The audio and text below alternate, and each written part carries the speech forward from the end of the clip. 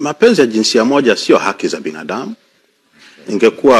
Ingekuwa imeandikwa kwenye nini? Kwenye katiba ya nchi yetu kwamba kuna nini? Kuna usio kufanya hivi. Katiba ya Afrika ya Kusini inaruhusu, by the way. Na katiba za nchi zingine zinaruhusu. Okay. Ya kwetu haijaorodhesha katika yapi ni haki, yapi sio haki. Katika yapi haki, masuala ya ushoga hayako kwenye katiba yetu. Nchi hii tumetungiwa sheria, ilitungwa na Waingereza mwaka 1934 ya kupiga marufuku mapenzi ya jinsia moja. Hiyo sheria ya mwaka 34 ikaongezwa makali mwaka 59 na Waingereza. Mwaka 98 ikafanywa marekebisho mengine, ikaongezwa makali zaidi. Katungwa sheria inaitwa Sexual Offenses Special Provisions Act. Vifungu maalum vya makosa ya ngono. Hiyo ni amendment ya 98. Okay. Kuna sheria kali inayopiga mambo ya ushoga tangu mwaka 34 mpaka leo. Sasa swali ni nini? Nini? Swali ni je, serikali yetu, mawaziri wetu, kina Mwakyembe, nimsikia Mwakyembe anazungumza sana. Hii serikali ya CCM na Samia na hawa ambao wameongoza miaka yote hii, wameisimamiaje hiyo sheria inayopiga marufuku mapenzi ya jinsia moja? Ukiwasikia wanavyozungumza utafikiria hawayapendi. Kama kweli hawayapendi, watuambie tangu wameingia madarakani mwaka 61 sheria hii wameikuta, wamekamata watu wangapi ambao wanajihusisha na, wamewafunga wangapi, wamewashtaki wangapi, wamefunga wangapi? Kwa sababu wao ni serikali, wana jeshi la polisi, wana wapelelezi, wana mahakama, wana mapesa. Haya maneno wanajifanya waadilifu, sijui nini, hatupendi wazungu, wanatuletea mambo ya kishenzi.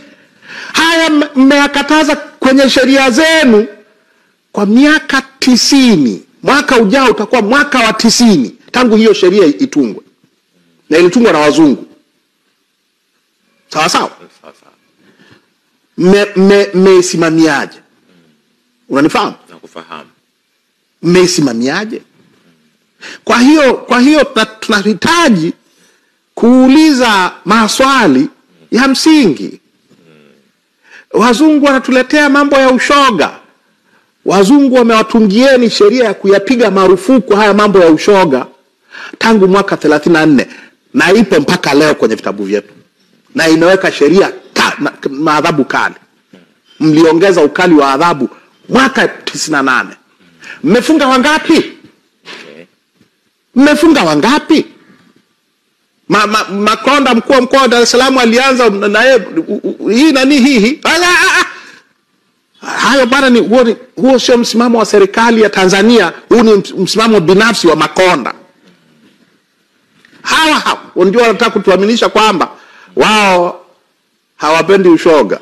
Kama hawaupendi, watuambie wamefunga wangapi kwa mujibu wa sheria hii. Sasa kwa mujibu wa sheria limekaa hivyo, lakini wapo watu ambao wanamuamini sana. Kuna opinion leader in fact kwenye maisha ya kawaida kwamba wanaaminika sana. Ndio. Yes, wanasiasa, wachumi, waandishi wa habari, kwamba kizungumza jambo watu watalifuata. Mimi natamani leo hii uzungumze na jamii ya Watanzania kuhusiana na hili.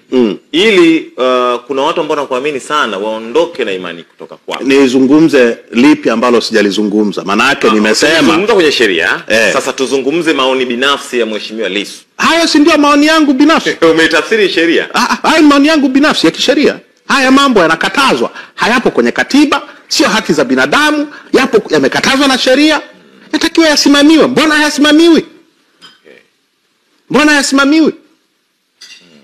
Unaniuliza mimi swali ili waseme lakini swala naam. Lakini kuhusiana na sheria ni jambo moja, kwa sababu haya mambo yanatokana na malezi na maadili. Yes. Viongozi wa kidini wanafanya nini? Okay. Familia. Sawa. Familia tunafanya nini?